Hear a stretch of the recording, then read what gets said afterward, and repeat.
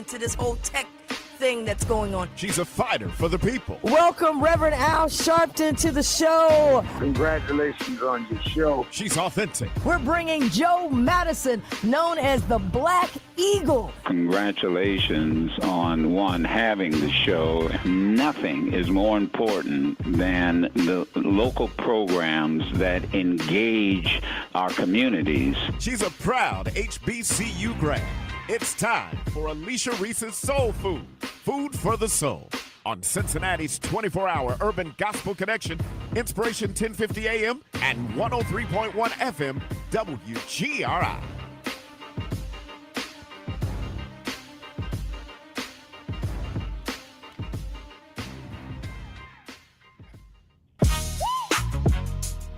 Alicia Reece Soul Food is on your radio now. Bringing that hot sauce to your radio dial. Yeah.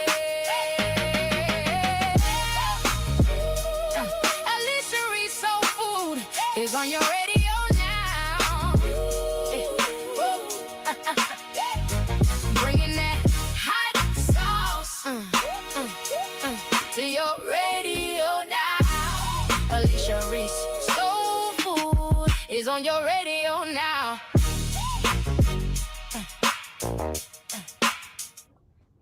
All right. Woo, I tell you right there. All right, Alicia Reece Soul Food, food for the soul. And man, I'm just happy to be back. I took a short break and I got a chance to go celebrate my brother, Coach Steve Reece Jr., which y'all heard last week. Every parent that has a child in sports, particularly basketball, you need to listen to that. You can go back to our page, Alicia Reece Soul Food. Like our page, Alicia Reece Soul Food. I need y'all to like the new page. You'll know which page it is because you'll see my face, okay? It won't be the other lady's face.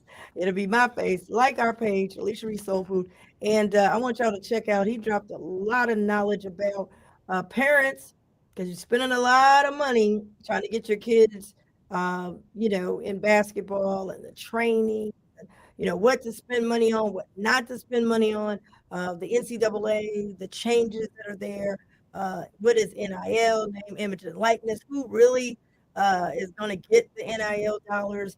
He breaks all that down, and it was in last week's show, so you can go to Alicia Reece Soul Food and check it out. Every parent that's got a kid going into basketball, you need to hear that. I mean, he has taken the kids all the way from little league basketball all the way to his kids been drafted in the NBA, to state championships, to travel AAU. What's the difference between the different AAUs? Travel ball, a lot of money. Parents are spending a lot of money. So y'all check it out. He breaks it all down. But I got a chance to get away and be with my family. And y'all know I'm always happy when I'm able to be with my family. And so we celebrated. He was Coach of the Year for the highest level of AAU competitive basketball for boys, EYBL. They won the national championship. He became National Coach of the Year. And so they were celebrating. And he said, "Hey, you want to come tag along?" I said, "Yeah." So I went on and bought my ticket and went on and was there. My sister, brother-in-law, my nieces, my sister-in-law, my nieces, and we just had a great time. And my great niece, my little baby, newest member. So I got a chance to spend time with her. And we had a great time. It was so quick. And so when I left, I was coughing. When I got on the cruise and we got out of here, I wasn't coughing. And then as soon as my plane landed, I got in my car, I went back to coughing. So it's got to be the air quality. Something ain't right. And then Labor Day, we'll be doing some more family activities, and then I'll be back and ready to get the vote out. I got a couple dates that I want y'all to put on your calendar. Some important dates, everybody. October 24th, that's a Saturday. First Saturday, we can early vote. We're doing the 10th anniversary of my women's march to the polls, and we've got women and men. So we marching, but we're gonna be marching to exercise our power by going to vote. So y'all want to be a part of that? All women's groups, women's organizations, men, come on! You're voting for your mom, your grandma. You're standing up for your sister and your daughters, your granddaughters. We marching to the polls. It's the 10th anniversary. I do it every year. Now I'm not on the ballot this year. I don't, oh, I'm not on the ballot, so I'm not going to do anything. No, I'm getting the vote out every election is important. So I'm not on the ballot, but the issues we care about are on the ballot. So after Labor Day, we'll be launching our voting is essential. Uh, put it on there, all folks. We at the put up or shut up time, and we're going to march to early vote on Saturday, October 24th. Now it'll start before, but when I'm marching, the march we gonna do, we're marching into the Hamilton County Board of Elections. We're marching into the Board of Elections. A lot of times I remember after the election, they said, we're gonna have a women's march. After the vote done went in, the wrong person done got elected. Now we gonna have a huge march of women, and we gonna have speakers, and we gonna speak, and nobody's listening because they've already got elected. They already got the goods. They got the goods. They got the keys to the office. They got the keys. They drive in the car. Now we gonna march because we mad. No, we gonna do it different. We marching when we can do something. We're marching, and we're gonna show you. We can show you better than we can tell you by marching into the poll. That's where I'm at now. I can show you better than I can tell you, because that's what they say. Oh, they just gonna talk. They ain't gonna do nothing. You know how people used to say that, in school. So and so just talking smack. They ain't gonna, what they say, ain't gonna bust the grape. And we got a lot of people like that, just talking. And then when they get in the meetings, I see them. They get in the meetings, they quiet. Ain't nobody speaking no truth to no power. They get out the meetings, they got a lot to say. But when the person was right in your face to face, you didn't say nothing. Well, that's just like with voting. When you had a chance to go do something, you didn't do nothing. You didn't deliver. And I'm telling you, this is a time now where people have to deliver. They're looking at data. See all them data centers coming in, and they're examining data. So you can't lie. You can't exaggerate. You can't sell wolf tickets. You can't say, man, I really get the vote out. And they look at your, they can look at the numbers. They look at your neighborhood. You ain't getting no vote out. Turnout was down on your own street. So I do a lot of data. I get a lot of people come up to me like, yeah, I got you elected. Remember, I'm dealing with the data. 218,000, I want to go back to that, people elected me. 200. I had to get 218,000. Not 218 votes, not 21 votes. 218,000.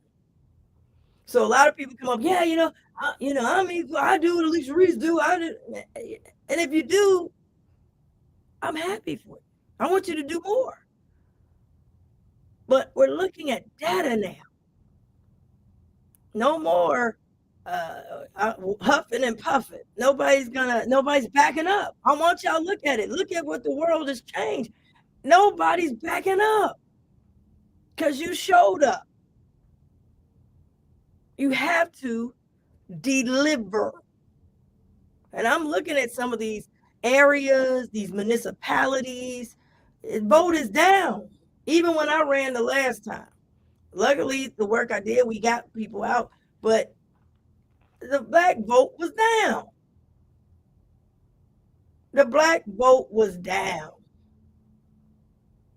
I picked up 6,000 votes out in Anderson Township. I'm all out in Cleves picking up a few votes. So when they say, I'm the reason, come on, man, let's get real. This is not a plaything. It's not a place for a novice. It's a skill. And they're looking at the data. They looking at the data. I remember when they went to close the Kroger's in Bond Hill. When I was on council, they didn't have those little, discount card things. They didn't have that. And we saved it. I was able to, meet with the CEO at that time, and we saved Kroger's to stay in the Black community. Said if you don't do it, we'll have a desert out there. We got to save this Kroger's. So we were successful. So I would go on and be elected as a state rep. I left City Hall. So now, almost I think a decade later, they came back, and the argument, they tried to use the same argument, but the difference is they got that little Kroger card everybody go through, want that little discount. They want you to scan it. They got your zip code. They know what you buy and where you buy. And they showed that majority of the people was already shopping in Norwood. So when they brought the data up, the people couldn't fight the data. Well, that's the times that we're in now. They're looking at data. It's a fight over your data. And we're looking at the vote totals. We're looking at Ohio. We're looking at when we go into a governor's race, we're looking at who came out. Hamilton County had a big turnout, but some of them other counties, turnout was down. The counties that we need. Up in Cleveland, Cuyahoga, count was down. Everybody said, we got to go to Cuyahoga. Yes, when you go there, though, you got to bring some votes out. Can't just go there. So their vote totals were down and have been going down. I even went to Cuyahoga County when it was President Black Caucus and started hitting doors trying to get people out. And they had a big concert. They said, we're going to have a concert with Beyonce. Jay-Z was there, but Beyonce.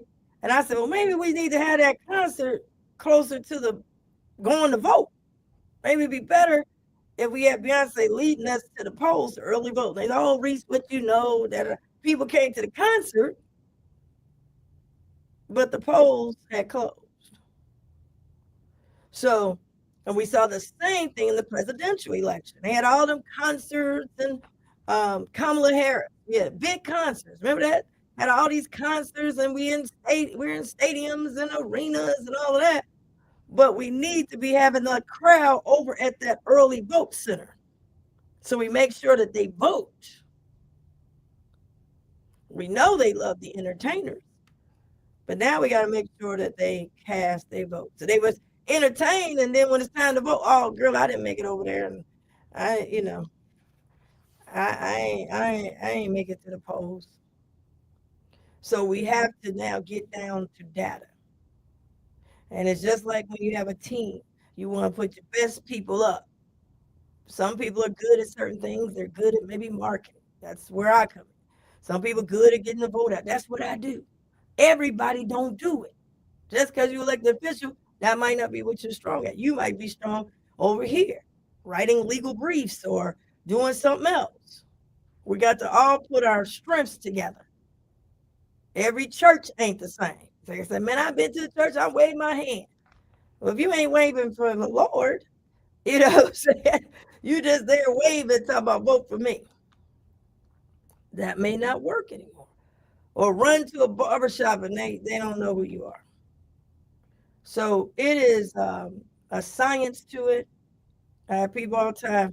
I'm the one who took you over. Okay, I appreciate it. But again, 218,000.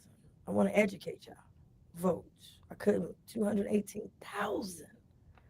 That's a lot of votes. Hamilton County is only 30% Black. I want y'all to remember this.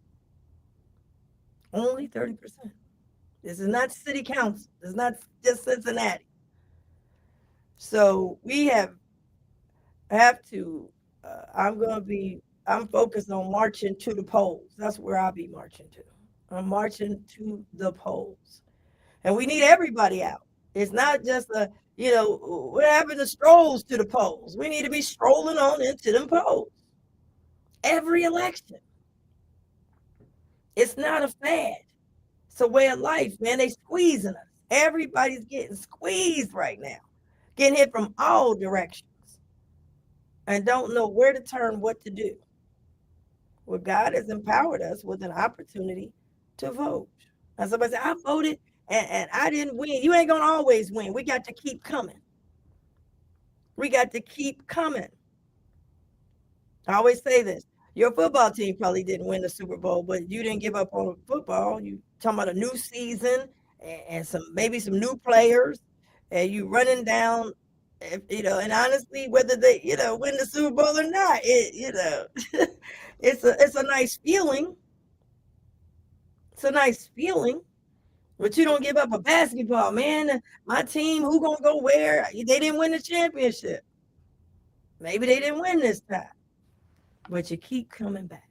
So why wouldn't you keep coming back for yourself? So anyway, God gave me that. That was not where I was going, but I wanted to tell y'all to put that on the calendar. This will be the 10th year. I put it together myself. I put it up. I remember telling my father, I got to say this. My father, my earthly father, right? Dr. Stephen Reece. And I appreciate Deacon Reece, who also teaches in Sunday school. And he always gets me back to the verses and the Bible and, don't give up. Even in his roughest times, I'd be like, Daddy, don't you want? He'd be like, no, I still believe God got something. Just hold tight. And I got upset because I said, I have all these things that I've done and God allows me to do them and I'm thankful, but they're very hard. And it takes me a lot because I want to make it impactful. And then I feel like somebody come along and they come along like a Paul Parrot and they try to do what I do in 30 seconds. And I was kind of like, wow. But the good news is Shirley Murdoch, Pastor Shirley Murdoch, well, I went to visit her church. She said, God keeps good books. And who are you trying to impress? I'm trying to impress God. I really am.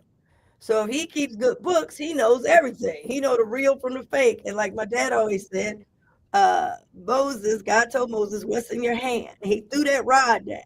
He said, throw it down. He threw it down. And then some others, they threw the rod down too. And he was like, wait a minute, God, hold up.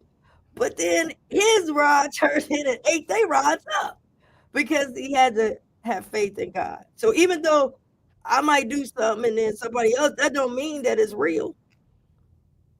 And God keeps good books. So I'm proud of the things that I've been able to do.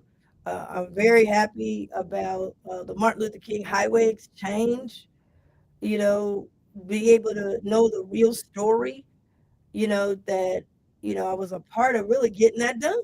It wouldn't have been no exchange, and I said, well, man, the people that was a part of that, the governor's gone, the guy over Ohio Department of Transportation, that, they all know, I got the deal done when I was a state rep. They're all gone. But one thing for sure, God keeps good books. He's not gone. So when you get off on that exit, you know that someone from your city, from your community, a Black woman, got a highway exit done, the only new highway exit in the state of Ohio history at that time, and the only new highway exit in an urban city at that time. And yes, people wanted to do the highway, couldn't get the state to move. And how I got it to move was I was president of Black Caucus and they needed my help. The governor needed my help in Cleveland. And I said, I can't do everything in Cleveland. I need something in Cincinnati. He said, what do you have? I said, well, we got the MLK exchange. Everybody's on board, but the state won't put no money up and won't approve it and won't move forward. He said, can I get a shovel in the ground? I said, yes, you can. So then he brought the Ohio Department of Transportation guy in, and the guy said, it's on a fast track. He said, well, when will it be done? He said, 35 years. So it still wouldn't have been done to this day. And he said, oh, no. And I said, I can't do no 35-year deal. I need something now. He said, I want something now, too.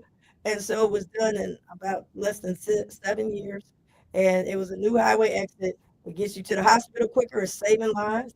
UC is developing all around it. And the president, he walked past getting all this development. Don't invite me to nothing. Don't that sound familiar? Charles Drew. Don't that sound familiar? All the history we have. And then this was in 2016, I believe. 2016, we got it done. So super proud of it. But I thank God that God keeps good books.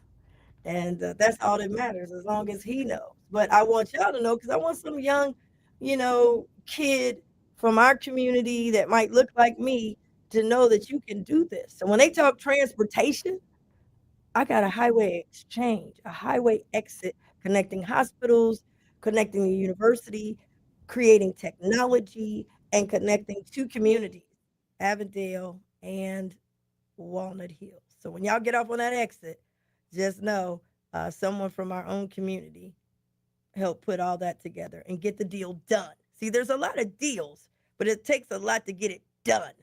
You see what I'm saying? A lot of people talk, but can you get the deal done? And we got the deal done under budget and ahead of schedule. I mean, all these different things that they use for development. And that was before I ever uh, was involved with the Cincinnati Black Music Walk of Fame development. So wanted to tell y'all that. Now, veterans, very quickly, I want to tell y'all, I ain't going to say quickly. No, I'm not going to say quickly. God keeps good books. The veterans were not treated right. We were not funding veterans correctly. And I found out about it. It came out in the news. I found out. I said, what? So 3 years ago, you got to tell the story before the glory. We got to quit showing up at the finish line because at the finish line, it's like a tree. We can't show up with the leaf and we don't know how it connected to the branch and the branch ain't connected to the actual tree trunk. Because if you ain't connected to the trunk, all the leaves will fly away. The branches will break and you'll never be connected to anything permanent. So 3 years ago, got to the county.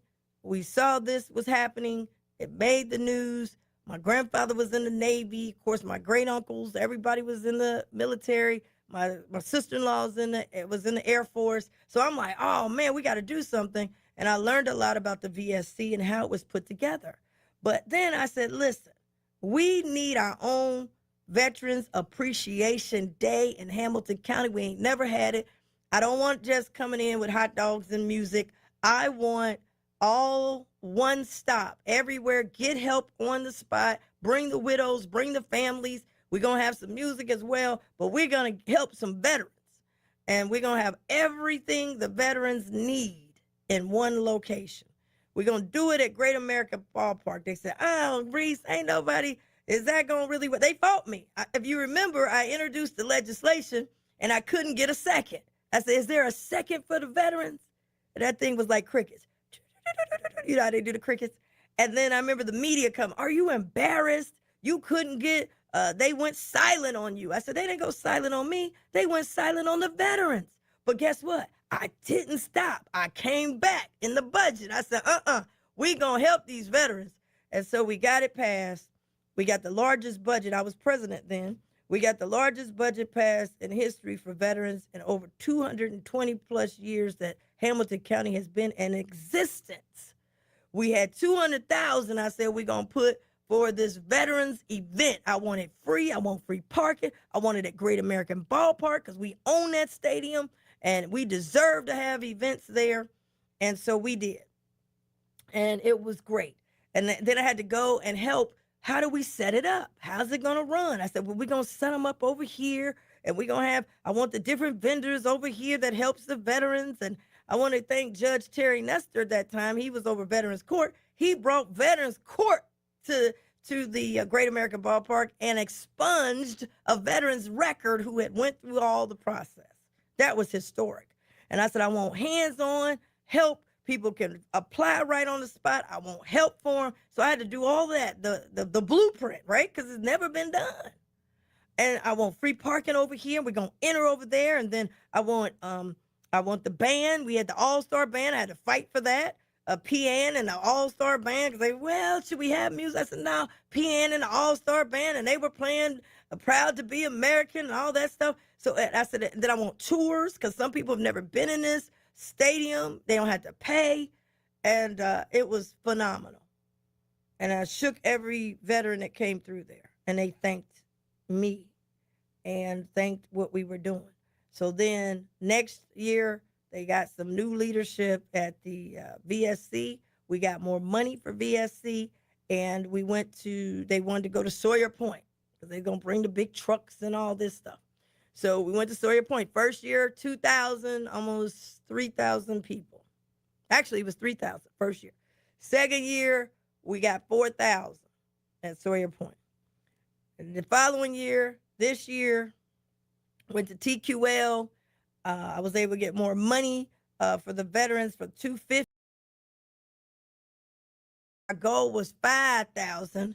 We got 6,000 veterans and families to come down to the Veterans Appreciation Day. Oh my God. Tell me what God won't do. And it was so much tornado warnings and all that stuff. And on that day, it was sunny. Yes, it was hot, but it was sunny. People could go in. We marched, and I want to give a shout out to Glenn Wellings, who was on our show, who now leads the Veteran Services Commission. We now have the Veteran Service Commission. It's in Bond Hill. It ain't hidden no more. We got more people getting help. One story he told me about, they helped somebody that was owed $20,000. They walked out with $20,000, getting ready to get a check for $20,000 that was owed to them. So they're able to find things that are owed to you, things you're supposed to be a part of. We got vans. We went from, all we had was a handful of bus cards. And we was only helping 400, 500 veterans. We talking 6,000. 6,000. I'm telling you, this stuff is a lot of work. But now they got the blueprint. So now they went in, they showed me over here, they showed me this, they showed me that. We got a process, but we set it up 3 years ago when we didn't have the help. Now we got the help. Everybody's buying in, on board, and we marched in. I got an extra $10,000 from America 250 from the state, and we marched in together through over the Rhine and the West End, and we marched in together. All the different branches of the military, veterans, we marched for our veterans. We came in, and I saw people who were at the first one who came back. And they came back and said, oh, man, thank you. They said, thank you. Okay? So, 6,000. I don't do nothing I can't measure. If I can't measure it, I don't do it. I don't do it for selfies. I don't do it to just, I waved. I'm trying to make an impact. That's my goal. That don't have to be everybody's goal. Everybody has their own goal.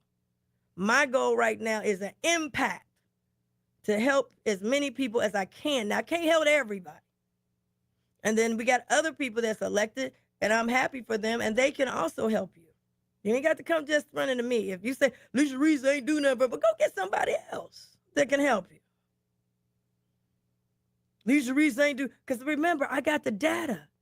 We've been down at the county, 200 some years, you ain't never got nothing at the county. So don't come running down here now acting like Alicia Reece, I didn't get everything. We trying to change a whole system. You don't change no 200 some system overnight.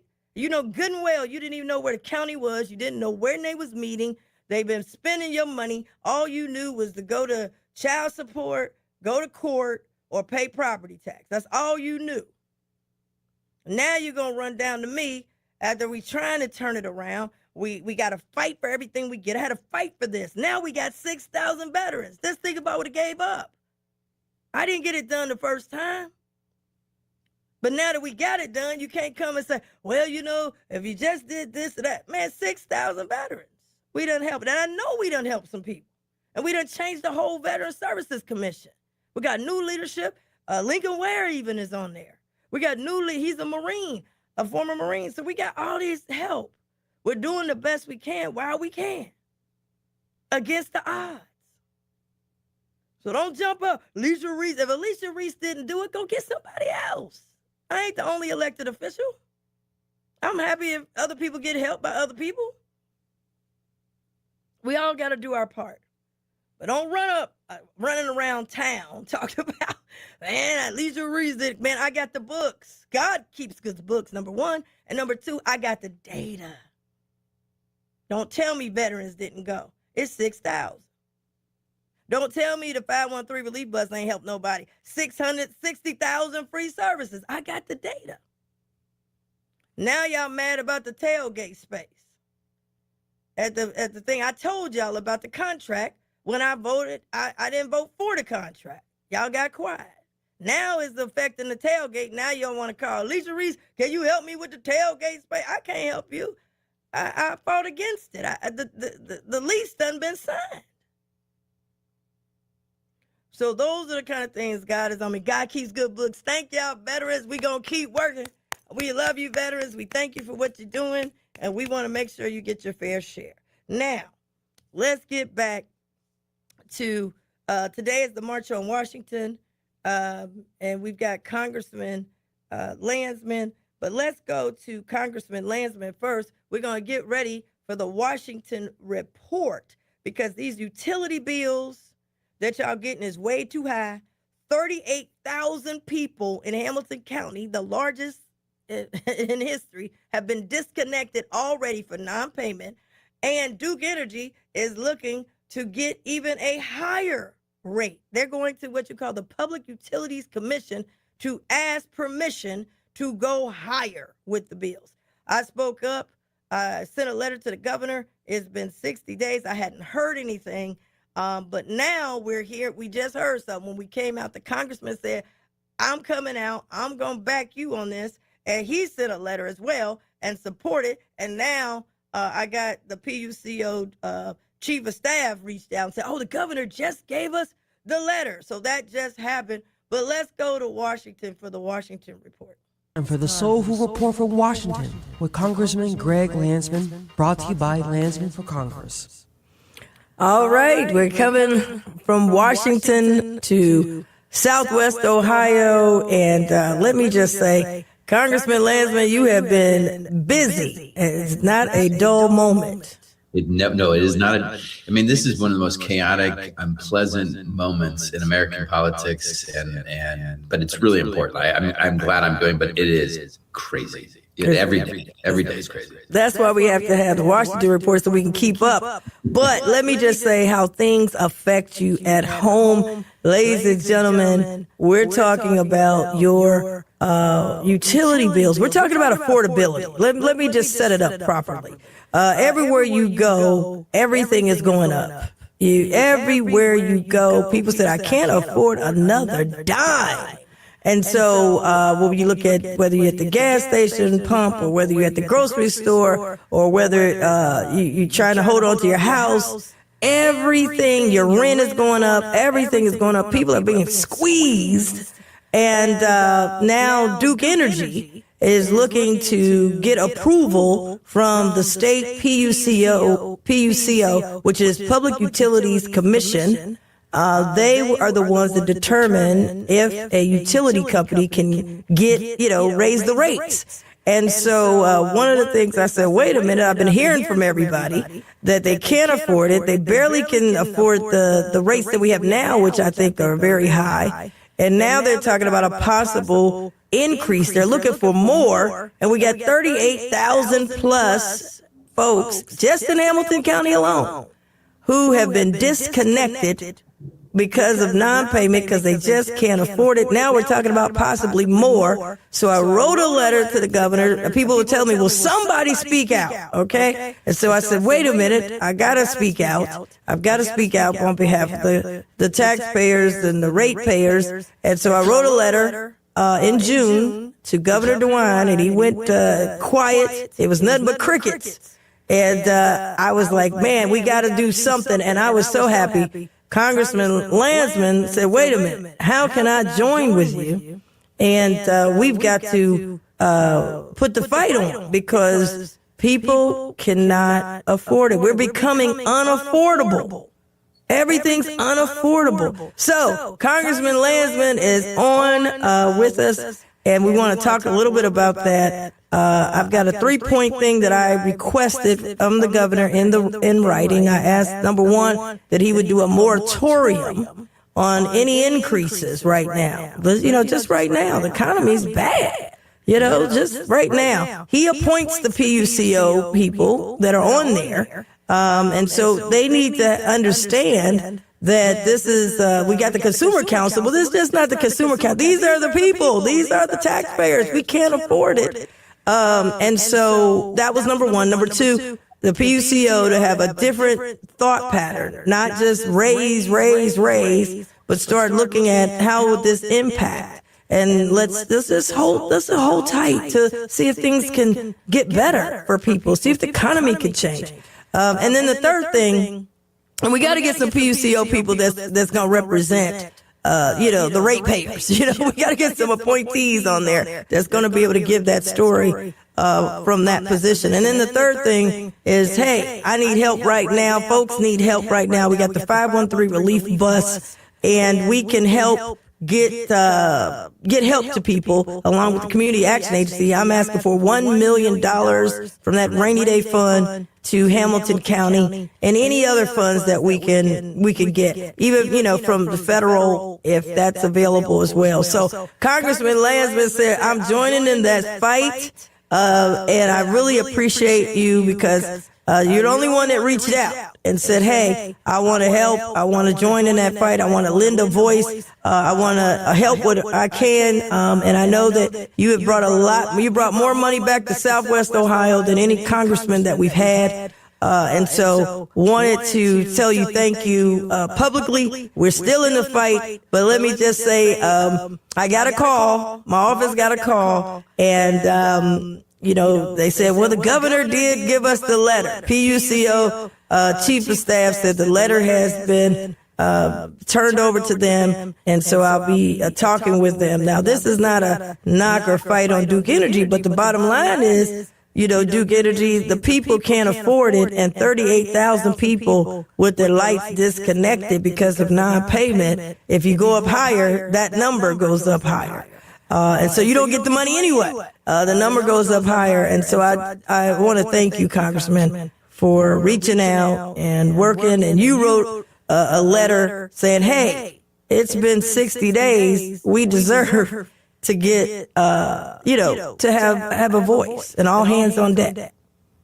Yeah, I mean, I saw what you had done. I think I read about it in the paper, and I immediately was grateful. And my first reaction was, I'm so glad that Commissioner Reece is doing that for a couple of reasons. One is, people are really struggling across the board. As you mentioned, utility costs are, a chief concern. It's getting so expensive to just exist. And, everything costs more, and wages, people are working harder than ever, and they're not making much more than they have in the past, but the cost of housing and our property taxes and food and gas and and then the energy bill, the utility cut bill every month is a huge chunk of a person's budget, and anyway, and I thought it's such a good role for an elected to play, right? Duke has to, or I assume they had a debate internally. Do we absolutely have to raise rates? They would argue that they do, that they've made these critical investments, and they've got to raise rates. But the reason we send it through the PUCO is because we don't want private companies just doing this, every time they want to raise rates. Otherwise, they'd be raising rates all the time. So it goes to the PUCO, and the governor has a lot of sway. And for us, for you to say, look, don't just approve these things. This is a really bad time for Ohioans. They're struggling. So don't look at this the way you looked at rate increases previously. This could be whether or not a rate increase could break somebody at this point. It's so hard out there. I thought that was so smart. And then saying, look, you've got a multi-billion-dollar rainy day fund. Please send resources to local communities to help with utility bills. And with the 513 relief bus, it's a huge opportunity to get these dollars out to folks that they can keep their electricity on and they don't go broke because of these rate hikes.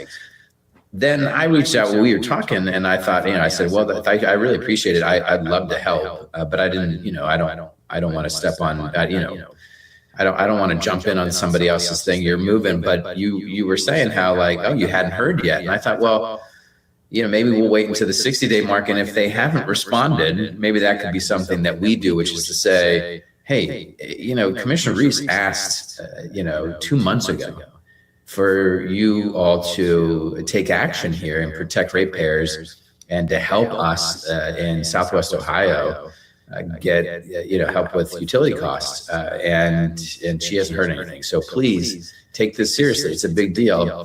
We I don't know if you've heard from the governor's office. I heard from them yesterday saying that they were on it, that they felt they would respond, and so hopefully this leads to them saying rate increases, because they're investing in infrastructure and keeping the utility system in good shape makes sense sometimes, but not right now. People just can't afford it. They absolutely can't. And I do want to thank you. I heard back I haven't heard back from the governor. The PUCO executive director contacted our office. Also, I plan on meeting with the president of Duke, Ohio, because you looked at some other areas like Florida, the rates went down, and that's a Duke place. Where they're, where they are headquartered in North Carolina, Duke, the rates went down. And so I want to know why our rates are going up. In some areas, the rates are going down. But I also think this is, like you said, all hands on deck. Yeah. And people just feel like, from what I've been hearing from folks, it's like they feel disconnected. They feel like they're down on the ground, struggling, like you said. And nobody's listening, nobody's saying anything. And, I know as the governor's winding down, this would be a good thing to help and not leave it where people are just so squeezed. I mean, they just can't. I mean, the amount of pressure that everyday citizens are facing is just mounting and mounting and mounting, especially economically. And it's just becoming just so daunting. And you've got to be able to have the lights on. We're getting ready to go into the winter season. And, we've got so much that's coming ahead. And if we got 38,000 people, larger than ever, being disconnected right now, couldn't pay bills, were disconnected, what's going to happen if you talk about, I want to increase, I want to go up even higher, I want to squeeze the people even more? And I know that, companies have costs and so forth, but we just can't pass it on, can't pass everything on to the ratepayer and not give us even resources. I was able to scrape up an extra $200,000 that we had through our Council on Aging, and we had a big senior day. And I mean, the line was all around, the building trying to get some help. And this is our senior citizen population. So this is a big deal, Congressman. This year, I would say the biggest issue is affordability. I mean, that's what I'm hearing from everybody is that, how can I afford the American dream? How can I afford to exist? Can you talk a little bit about, I know, craziness in Washington, and it's trickling down to the people on the ground, and they feel like they're just getting squeezed. What's going on? Yeah, it's a combination of things that have all hit this year, last year, and it's getting worse, not better. To the point where it's too expensive. Like for most families, America, certainly here in Ohio, it's become too expensive, and that's not because they're not working or working incredibly hard. They're working harder than ever, and sometimes you're talking about an extra job, 2 jobs, 3 jobs, but they're certainly working harder than ever. And it's a combination of Trump's trade wars and Congress's refusal to rein him in, but he has created these trade wars all over the globe, and the price of goods has gone up dramatically. Everything we buy, and he's now started this new trade war with Canada, which is going to cost the American people a ton of money. And these are everyday items that people buy at the grocery store, at Target, at wherever. And the war, which he did without support from Congress, and we've passed a couple war powers resolutions. The Senate hasn't, but the House has. and he can't get out of this thing, and as a result, gas prices are incredibly high. The tax cuts that they pursued that benefit the super wealthy, cutting those those taxes for the super wealthy, like Elon Musk and Jeff Bezos and these big corporations, that cost us trillions of dollars, and to pay for it, they added trillions of dollars to the debt, which means that our interest payment every year is now $1 trillion because of this reckless spending on the super wealthy. And then they cut healthcare and food assistance and utility, energy projects. So they cut three big things to pay for those tax cuts. They cut almost $1 trillion out of Medicaid. So the investments in healthcare are plummeting, and so premiums are going up. They cut hundreds of billions of dollars in clean energy projects, so utility energy costs are going up, prices are going up. And then they cut about $200 billion in food stamp funding, so food assistance cut by $200 billion, so food is going up. And, between the tariffs, these cuts, and by the way, because they keep cutting, things that come to our communities, you have local communities looking at levies. And this is one of the reasons why our property tax rates are so high, because, between the federal and state governments cuts, these governments, local governments and our school districts are going broke. And so then they turn to us, taxpayers, and to pay for these tax cuts for the super wealthy, our taxes go up. Yeah, we're talking to Congressman Greg Landsman. We're talking affordability. To me, is the number one issue. And like you said, they're making these big cuts at the top, at the federal level, at the state level, and then they want the people on the ground. They want us to get to fighting each other, because now how are we going to fund all these things? And it's just, I call it trickle down taxation, where they cut at the top and then force the bottom to have to increase taxes and those kinds of things. And it's a new day, though. It's a new, we haven't seen anything like this, I think, in our lifetime. Congressman Landsman, what do you think is happening on this midterm election? Because, there are folks saying, hey, are they going to, come out? Why should they come out? What's at stake at this midterm election? I mean, this thing is rough. Yeah, the question in this election is: do you want to continue to go down this path? Do you want to continue to, see the folks in power doing what they're doing with your tax dollars, or do you want change? Do you want more of the same, or do you want change? That is the midterms, and if you like what Trump is doing, and you like the tariffs, and you like the tax cuts for the super wealthy, and you like cuts to Medicaid and energy projects and food assistance, if you think this war is going great, and you just love all of it, then you want to keep the Republicans in control of Congress and Trump in the White House, or and this Republican supermajority in Ohio. Or if you're like most people and you believe this is all heading in a very bad direction, if you're worse off than you were just a couple of years ago, which is most people, then you should vote for new people. We need a new governor. We need to break up the supermajority in Columbus. We need to flip the House and the Senate, and get folks who are going to take on the status quo and fix it so that the economy works for working people as opposed to working for the super wealthy. Yeah, and you got to do it quick. Like you said, you get in, you got to get right to it, because they've turned so many things. We're getting hit from so many different areas.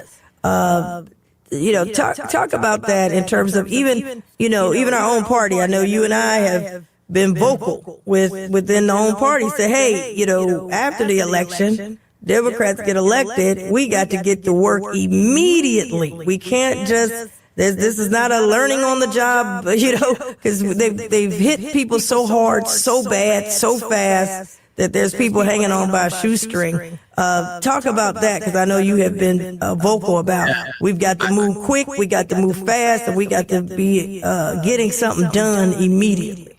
When things are as bad as they are right now, and they've been bad for a long time for a lot of people, the system isn't working. It's broken economically, politically. You do need reformers. You need people who are going to go in there, kick down doors, and fix things quickly, because there's an urgency to what's happening. So, for a lot of Ohioans, they've either lost their health care or they're going to lose their health care. That is urgent. They need us to immediately reverse the health care cuts, the Medicaid cuts, so that they, don't lose their health care, or if they lost it, we help them get it back, because that is a life or death situation. If you don't have health care and something bad happens, you're either not going to go get the help you need and potentially risk your life, or you're going to go into massive debt, and that's going to destroy your life financially. So the healthcare cuts, and I would put up there the food cuts too. Like, it's just devastating what they're doing to families. And again, these are people who are working. Yeah. The economy doesn't pay well for most of these folks, and so they're working their tails off, and it's not enough money. It's not even close to being enough money for them to pay all their bills. So reversing those cuts, and I would argue, the next big thing is to help people through this moment of ridiculous inflation by passing an affordability tax cut, where every working person who's struggling gets some extra resources, extra money each month to pay their bills. That kind of relief is necessary, and we can pay for it by simply making the super wealthy pay all their taxes. You can do a billionaire minimum tax, like a minimum tax on Jeff Bezos and Elon Musk, and use every dime to fund tax cuts for working people, and refundable tax cuts, so they're getting the money every month. Absolutely. Well, Congressman, we've got to keep working, but first we've got to get out to vote. People have a choice. You have an opportunity now, people. No more watching it and feeling like I can't do anything. No, you can do something now, and they know it, and that's why they're afraid. You can make sure you're registered to vote. Double check your voter ID. Go right now and make sure you double check. We're going to be talking about that. Voting is essential program be rolling out. This will be the 10-year anniversary of my Women's March to the Polls. We're going to be marching. I want it huge. I want men coming and marching for your daughters and your mothers and your aunties. We've got to get out and vote. You can do something now. You don't have to just sit at home and say, I'm just so angry. You can now go in and exercise your right to vote this year, and we'll be talking a lot more about that. But that's what's on the ballot. I mean, it's on the ballot. If you can't afford another dime, you got to go and vote. If you can't take it anymore, you got to go and vote. If you hey, I need a job and I done lost my job, you got to go in here and vote, so you have a chance of getting some people in that will help you. But we gotta stick to it. It's not gonna be a one-time thing, and then everything is perfect. We got to stay in the fight and turn this whole thing around. We've never had it like this. But you're right. We're going to have Democrats that's going to be reformers that can kick the door down, not going to be afraid, going to fight all the way. We're going to win some, we're going to lose some, but we're going to get back up and keep fighting. Those are the type of people that we need, and I think people are looking for fighters now, because they're like, I'm out here alone. Who's going to help me? And Congressman, let me just say, a lot of people that are 50 years and up, they are losing jobs. And it's hard to get another job because they're not hiring 50-year-olds and up. So those are the kinds of things I know that we're going to have to do work on. But thank you again. We're going to still continue to be a voice fighting against these higher utilities. Sometimes it just takes a voice and to keep fighting. I wrote the letter, did hear nothing. Congressman Landsman said, wait a minute, let's go back. We done fought. We got it back out. Now at least they are making a phone call. And so we still got a ways to go. But again, that's how we have to make change. We got to keep fighting. Thank you. I appreciate you. All right, we'll see you next time. Congressman Landsman and the Washington Report. All right, that's Congressman Landsman of Washington Report. And as y'all see, I got different hairstyles. I'm kind of like Dolly Parton. Let me just say, prayers out to the Parton family. We won't have another Dolly Parton. I mean, it's sad that people, when they die, we learn so much more about them. Of course, when she's alive, Dolly Parton was always helpful and a businesswoman. I mean, my goodness, kept her we got people fighting over their masters. You know what I'm saying? That she knew, I ain't gonna, even if somebody as big as Elvis, they came and it wasn't Elvis, but his management or whatever said, hey, we want the publishing rights. And she turned down Elvis, even though as friends, they were friends, but she said, I couldn't do it. I can't give her publishing rights. And then here comes Whitney Houston. I will always love you. And she said, hey, made her almost $6 million. And then she gave it back to the community, and she just was with everybody. And I love the fact that she stayed positive, and it's just, she loved God. She stayed positive. She stayed with who she was. She didn't change. She stayed who she was. And man, that's a big loss. Dolly Parton gave money, went back to her community, rebuilt, did all this stuff, gave back, was who she want to be, never wavered on who she was. I mean, man, that's a big loss. Dolly Parton. And I remember my mother loved Dolly Parton too, because my mom, she said, hey, I like the glam, I like the bling, I like the hair, I like, that's my mother. Anyone who knew my mother, the hats and the rhinestones, all that, and the singer. And then inside, she said, I know who I am inside. And I just, man, that was a big, big surprise and a big loss, Dolly Parton. Now, all right, y'all, it's the March on Washington. At the 50th anniversary, I spoke at the March on Washington. Hundreds of thousands of people. Voting rights was under attack. We're going to let you hear what I said at the 50th anniversary of the March on Washington. And the fight still continues. I didn't just give a speech. I came home and went to work. Voter Bill of Rights, all those kind of things. And we're still in the fight. Check it out. Until next time, after this, I'll see y'all soon. The March on Washington, 50th anniversary. Dr. King. Here we go. No peace. I stand here today as a product of Dr. King's civil rights movement in the trenches of the battleground state of Ohio, city of Cincinnati, and the daughter of civil rights activist Dr. Stephen Reece Sr. and the late Barbara Howard Reece, who marched for me 50 years ago. There's a song out that says, look me in my face, I ain't got no worries. Today I say, look me in my face and look in the faces of millions across this nation. We're worried about stand your ground laws. We're worried about justice for Trayvon Martin. We're worried about jobs and health care. We're worried about women's rights and equality. We're worried about workers' rights and Social Security. We're worried about fairness for minority businesses. We're worried about student loans, college tuition, education, and saving our black colleges. We're worried about everyone having a chance at the American dream. No more voter suppression, throwing away ballots and voter ID laws. Today, we call for a constitutional amendment for a voter bill of rights to be put on the ballots in states across this country, kicking it off in Ohio in 2014. No more waiting on Clarence Thomas and partisan General Assemblies to do the right thing. No more temporary solutions to permanent problems. It's time to relaunch Dr. King People's Movement. We must take the dream to every state, every city, every block in this country. So I'm